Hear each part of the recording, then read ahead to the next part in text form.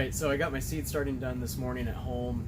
Plugged in 2 different types of lettuce, concept lettuce and salanova, and then also plugged in some arugula. And did a pretty healthy amount of that just to add to the lettuce and salad mix. And then today, what I'm going to be doing is amending the rest of the seeds that I've got started up here. So here we've got half of the 288 cell tray filled up with onions. Here we've got 4 rows of onions going in a 72 cell tray. So basically what I'm going to be doing up here today is putting some more onions in. That'll ensure that we'll have onions, ready at least 2 to 4 weeks after these first batch of onions are harvested. That'll ensure that we have a succession plant, the succession planting is working, and we'll have a continuous harvest throughout the year. So today what I'm going to be doing is planting a couple other crops, and then I think the only other thing that I really wanted to dive into today was broccoli. So here we've got early green broccoli. This is pretty good stuff. You can start it in March or April, so we're right on schedule. We'll be able to get this planted out in the spring, early spring, before everything else. Broccoli is a little bit more cold tolerant, so fingers crossed that we have a nice mild spring and a very successful year. So I'm going to show the different methods of planting. We're going to be planting here in the 288 cell tray, and then I'm also going to run a test between the 72 cell tray and our AM Leonard styrofoam grow plug tray. So here you can see this is a much neater one. This one hasn't been used yet, but it's got 55 cells where you put a peat plug in it. So this is the bag of plugs. We got a bag of 55 peat plugs. As you can see, it's just it just looks like soil. It's got a hole. It's got a nice little dibble in the top there, so it's easy to plug any kind of seed in, basically. So you just take the plug, plop it in there, and you're good to go. So it's really that simple.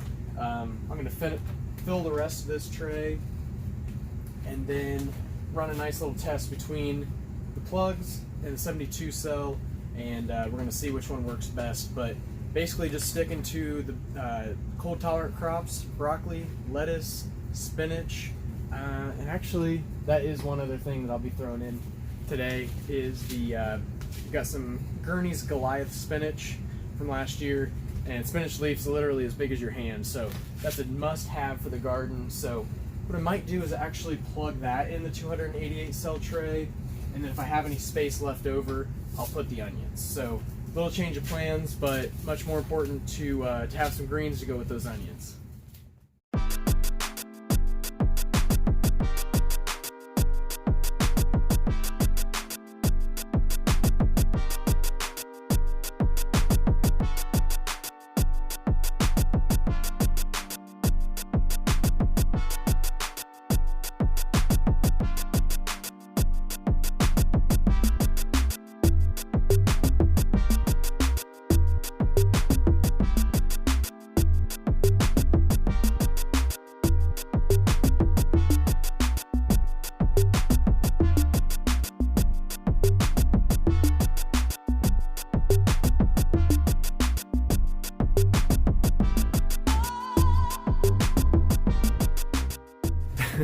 Okay, so just filled up the grow plug tray with broccoli.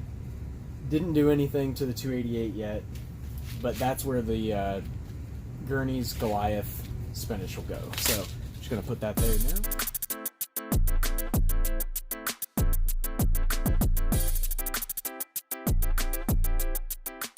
now. Alright, so it looks like my video cut out on me when I was doing the filming. But just to give you a quick rundown of what all we've got growing on here, going down the line. So here we've got onions back there in the 72 cell.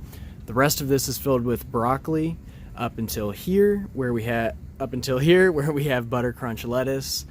In the back, we've got evergreen onions. In the front, we have spinach. That's going the whole way. This whole tray is broccoli. and this whole tray is spinach. And I don't think this was caught on the first video, but this product is called the Oasis Root Cubes. It's basically like a floral foam media. It has a very small fertilizer charge in it, just to give your plants that quick little boost. But it's nice because it is pH neutral. You know, it doesn't come moistened, so you know you have to do all of the wetting down. You have full control over the product, and you know it's very similar to like the grow plugs, but it's just not sitting on water the whole time. So, and with these grow plugs, it's important to note how they work.